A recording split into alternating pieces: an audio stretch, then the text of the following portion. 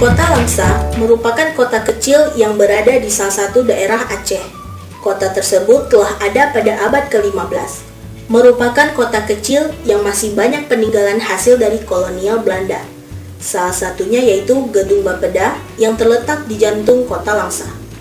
Gedung ini telah ada pada tahun 1920 abad ke-20, yang ketika itu bernama Het Kantor Gebouw de Acehse Handelsmaatschapppij te Langsa.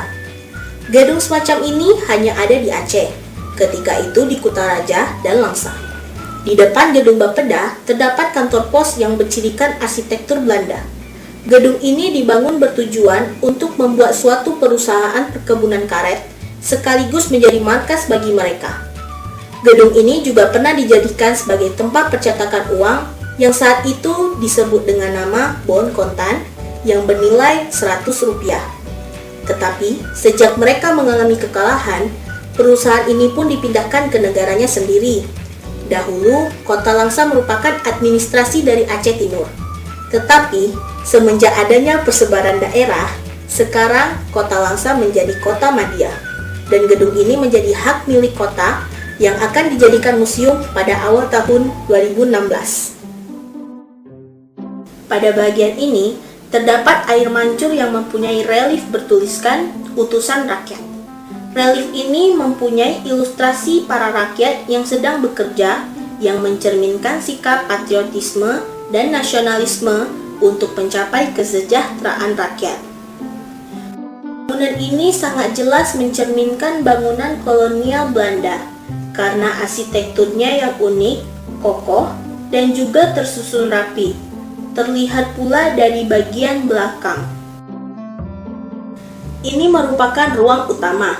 Konon katanya, ruangan ini adalah tempat penyimpanan atau gudang hasil panenan mereka yang kemudian diangkut ke kereta api dan dipindahkan ke tempat lain.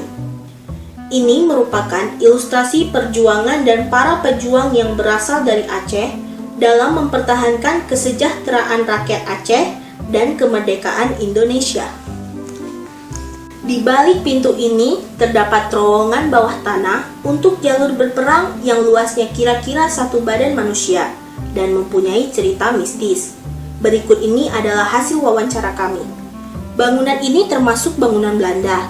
Apa ciri khas kalau ini bangunan Belanda? Berdasarkan ciri arsitekturnya, maka kita lihat arsitektur Belanda pada bentuk atap yang lebih lancip, yang berfungsi agar air hujan itu bisa langsung jatuh ke tanah.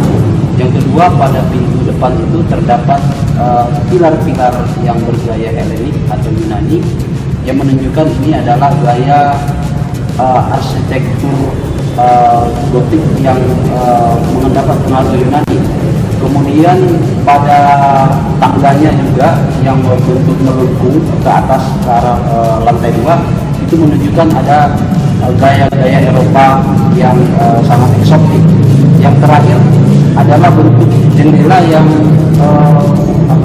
yang lebih besar untuk difungsikan sebagai tempat masuknya udara sehingga ruangan menjadi lebih sejuk.